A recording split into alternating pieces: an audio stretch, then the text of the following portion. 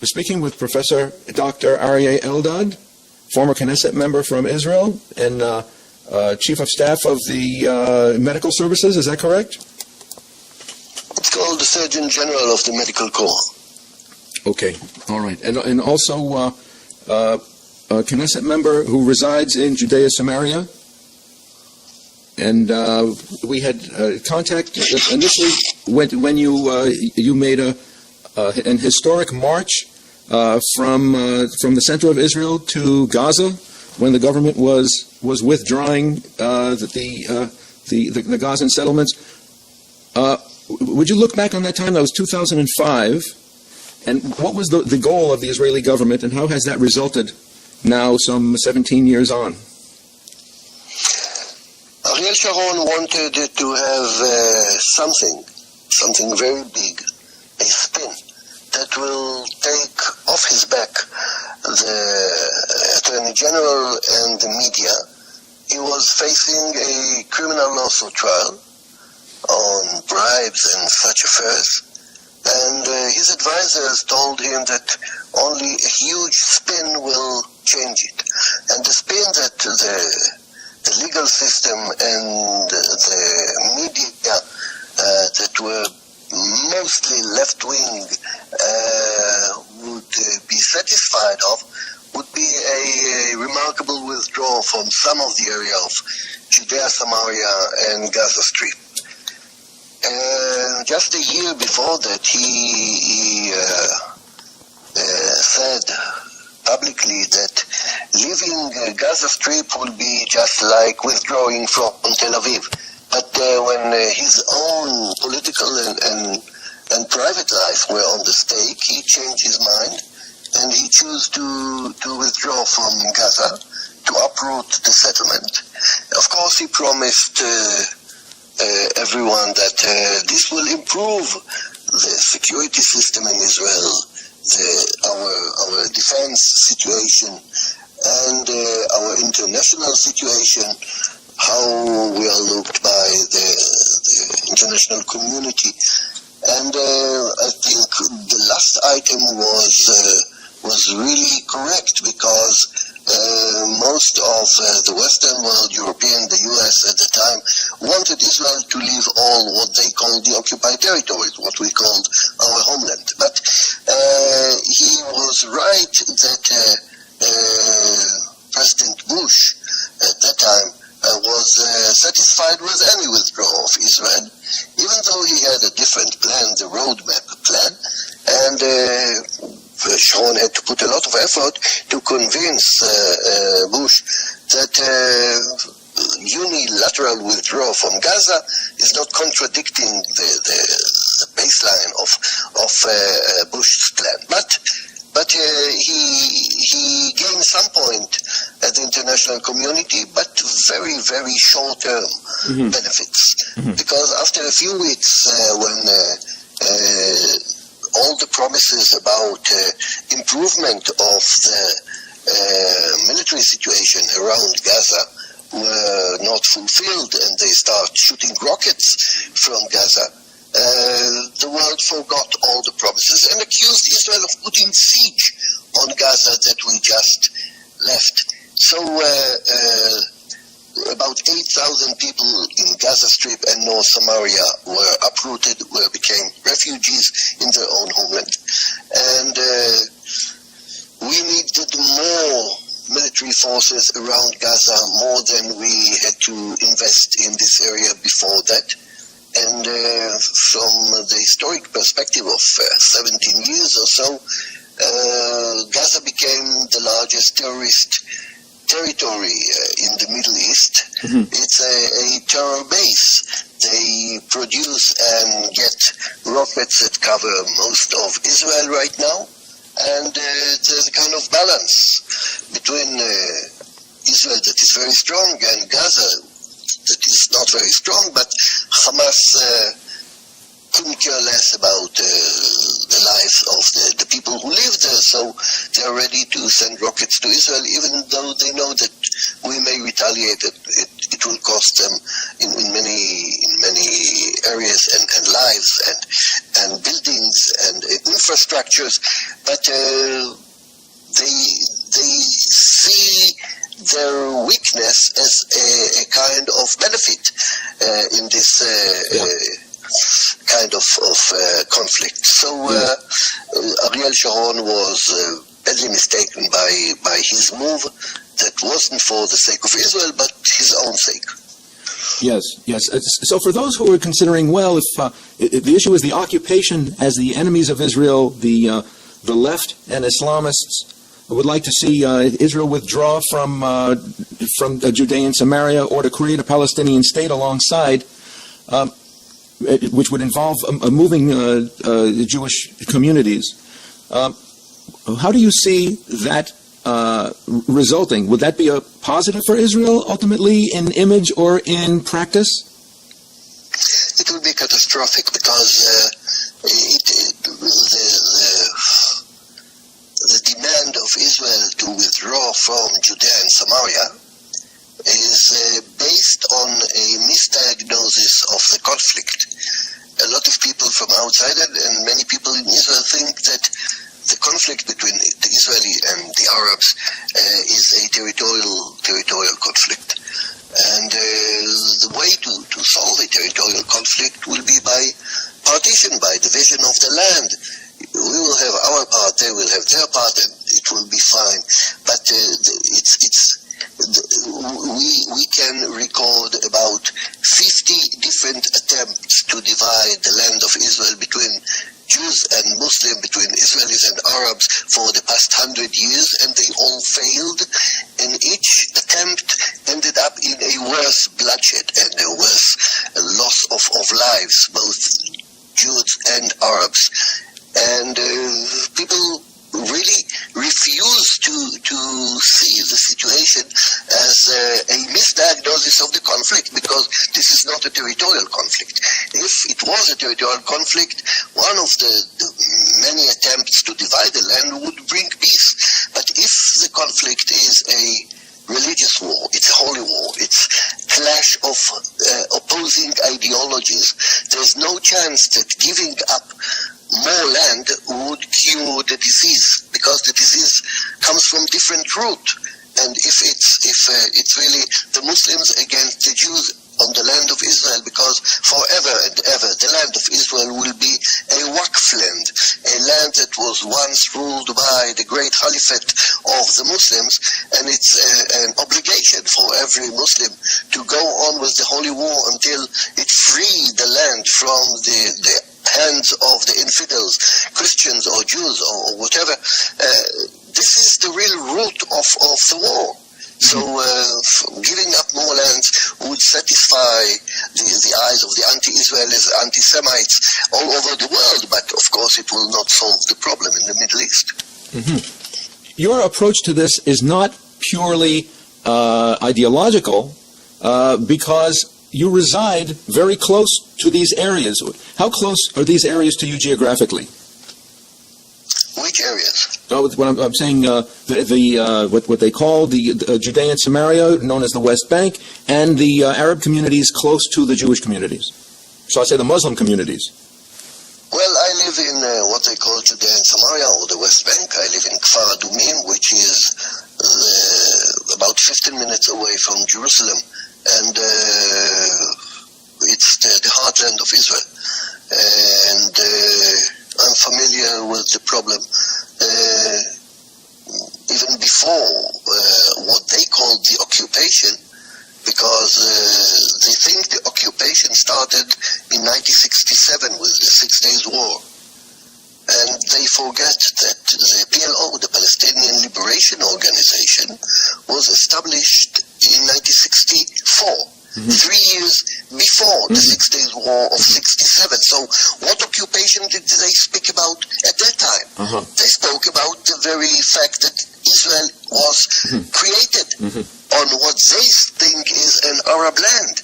So the 6 Days War was just an event on the map of history, and it didn't start any occupation, of course.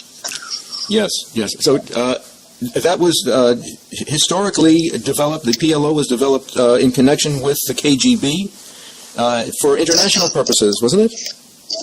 Maybe. I didn't see any proof of that. Okay. I know that Soviet Russia supported the Palestinian issue not from the very beginning, but from the early 50s. In 1947, the foreign minister of Soviet Russia, Gorbachev, voted for the partition of the land and creation of a Jewish state. But later they adopted a position that supported all the Arab states and the Palestinians. They sent them huge amounts of weapons and ammunition for many years in the 50s, in the 60s. It changed a little bit when Soviet Russia collapsed and there was no more communist regime, but the involvement of Russia in Syria, for example, right now, shows that they still have deep interest in the Middle East, and they will play with this interest, either for or against the Palestinians, either for or against Israel.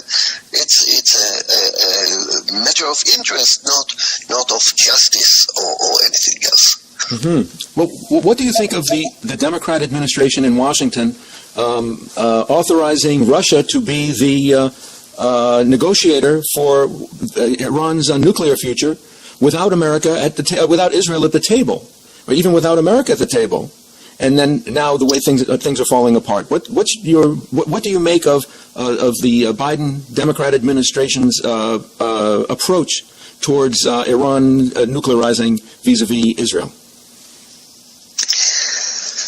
It's not only Biden administration. It was, except for the years of President Trump, that was very clear about it. Most all of American presidents in the past 20 or 30 years, that let's say 20 years, that ignored Iran efforts to reach nuclear weapon, and they thought that impeachment will convince Iran to stop this production or to reduce it, and it again reflects a deep misunderstanding of the motivation of Iran. If Biden thinks that Iranians are as rationalist as the Western leadership, it's true, but their ratio is a different. Their logic is different from ours. They wouldn't mind sacrificing millions of their own citizens in a war that will be important for them, and we show this in the time of Iran-Iraq war 30 years ago. But Biden thinks that if he will sign an agreement with Iran, he will be able to stop or reduce the nuclear production in Iran. The European knows the truth, but they couldn't care less. They hope that they will not suffer from an Iranian nuclear bomb. And if Israel will be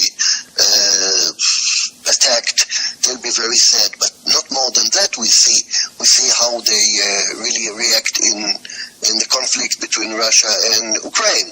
In this war, they send them weapons, they support them morally, but they're not trying to stop Russia, and they will not try to stop Iran. And once Biden left Afghanistan and doing his best to leave Iraq as well, you can understand why the Iranians are quite sure that they are not in any danger to be attacked by the U.S. if they reach the threshold and pass over it and run to a nuclear bomb within a few months. The only state in the world that will fight Iran will be Israel.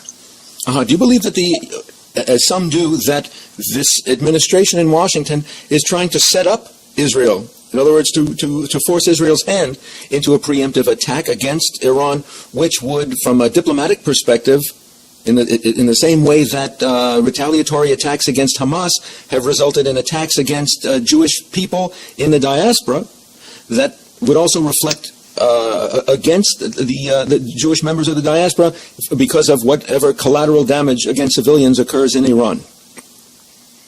It's a little far-fetched, I think. I I'm not in this kind of theories. I think Biden couldn't care less. They don't want Israel to be involved, but if we have to fight Iran, they will not be very sad. I don't think that they calculate that this will create pressures against Israel. It's the same kind of processes that passed the U.S. At the beginning of the 20th century, when they hesitated and didn't enter early enough to First World War and then Second World War. And the lesson that they've learned from being involved in wars in Vietnam and Afghanistan was very bitter. I mean, they didn't win this war. And once you have bad experience with your ability to be involved in long-term military conflicts overseas, they are not running to be involved in a new one against Iran. They think it will not be any good for the U.S. interest. I don't think that Biden wants Israel to be punished or damaged or crippled or destroyed.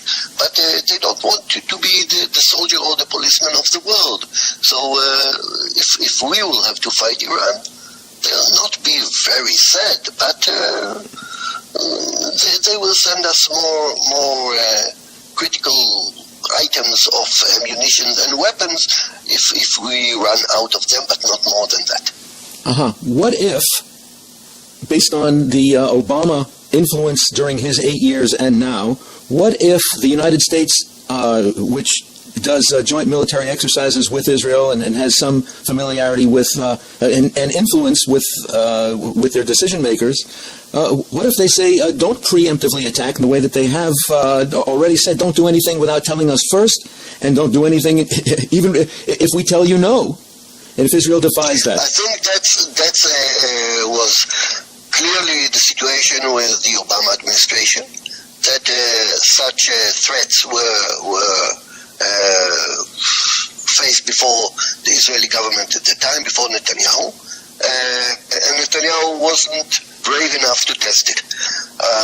Certainly Bennett or Lapid will not be brave enough if Biden will put such a threat in front of us. But I think the situation is a little different. I don't have proof for that, just kind of gut feeling that the anti-Israeli feeling of Obama were much worse than Biden's anti-Israeli feeling. Well, that's to imply that Obama has a little influence in this administration anyway, at the moment, when it seems like Biden does not have full influence based on his faculties. That might be. I'm not very familiar with what's going on behind the curtains in Washington.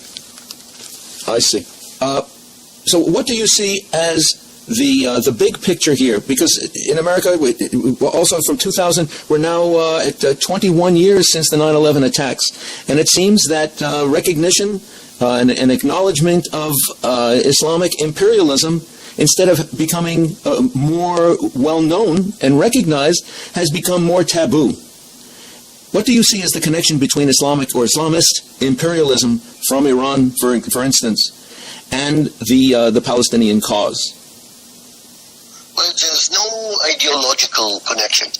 There's only a game of interest that ties these two. The Iranians are Shiite, the Palestinians are Sunnis. Iranians are ready to kill millions of Sunni all over the world, but in a certain moment in history, they can bind forces in order to fight Israel. I don't think that the issue is ideological, but tactical and political.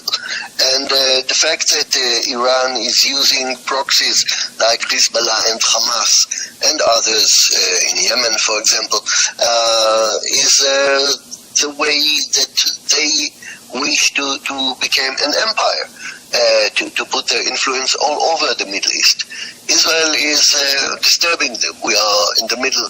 And therefore we became from a very good friend of Iran. I visited Iran in the early 70s, in the time of the Shah, And with the Muslim regime, Israel became an enemy. And I think that the United States is far from understanding the meaning of Iranian effort and the Muslim effort.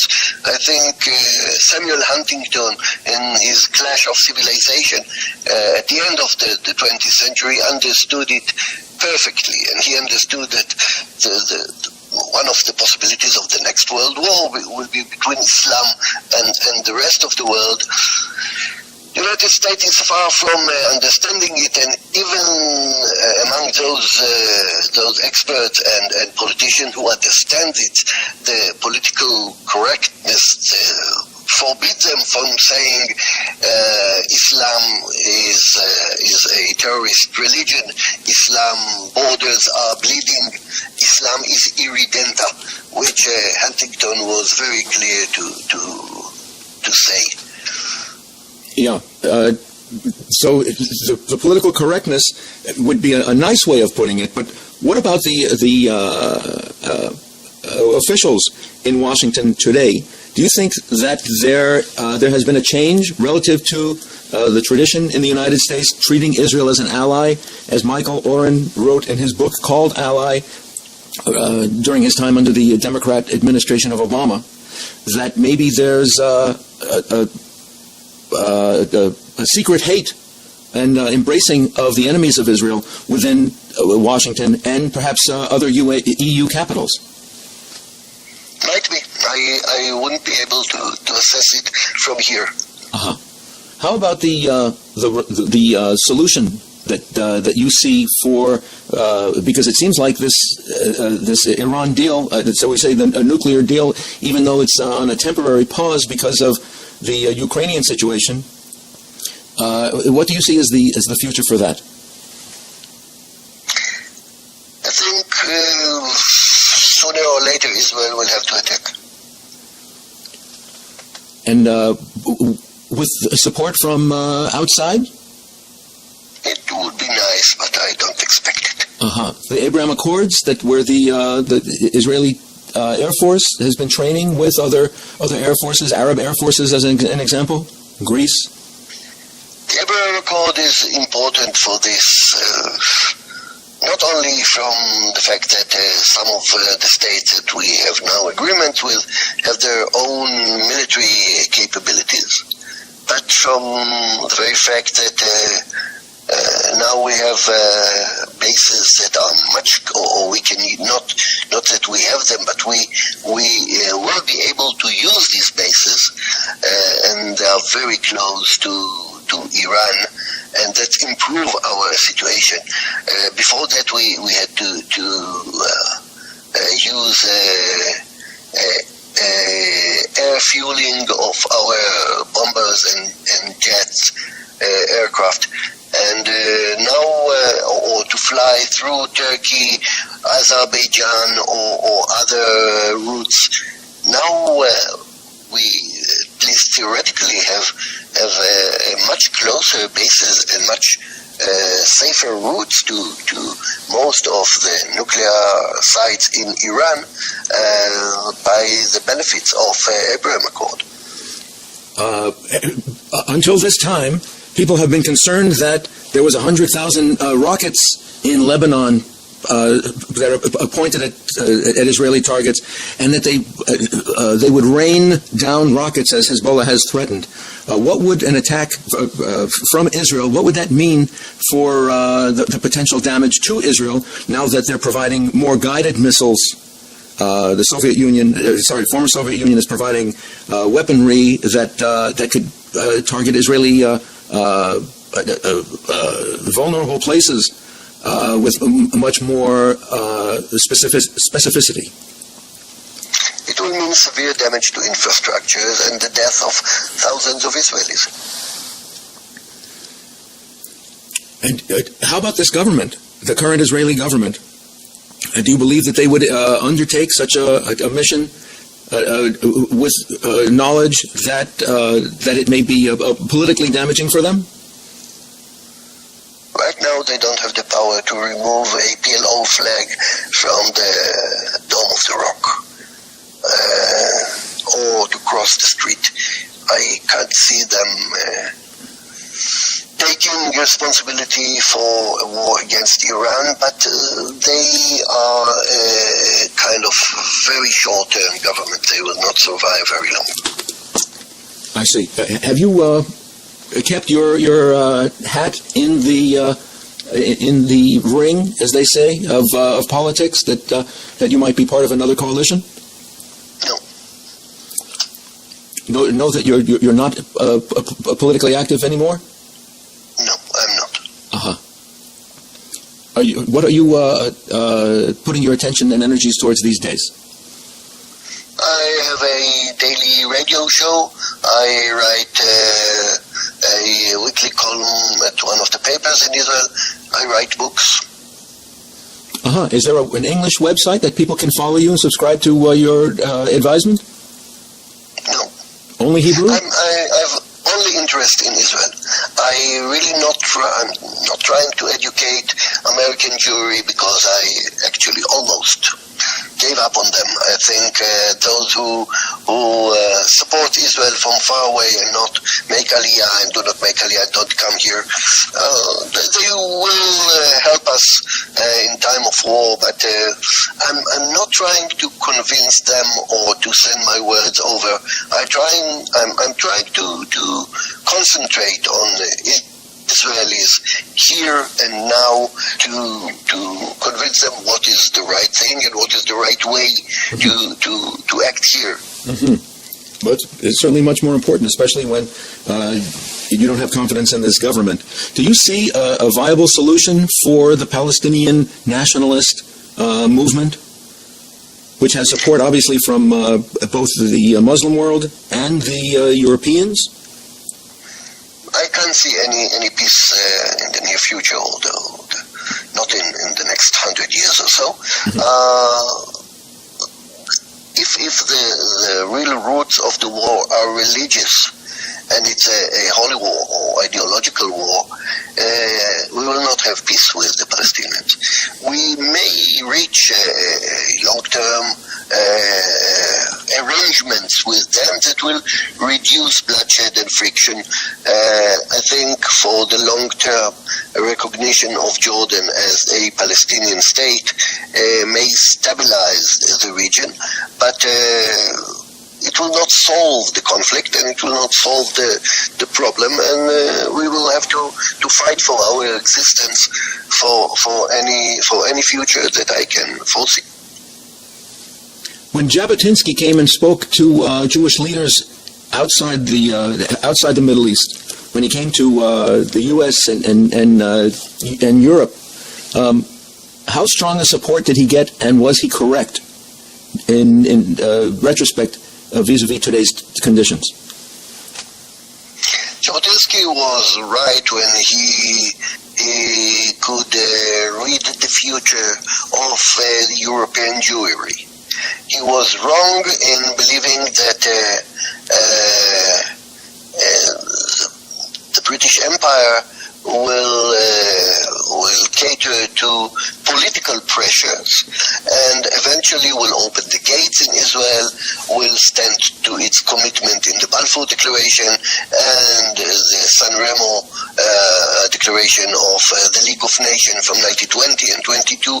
He was too optimistic to believe in the morale of the West that was a non-existing issue, but he just was too late in his decisions, and for example, he ordered the Irgun Tzva'i Leumi, the Etzel, the national military organization that came from Beitar, that eventually was the underground that Menachem Begin led.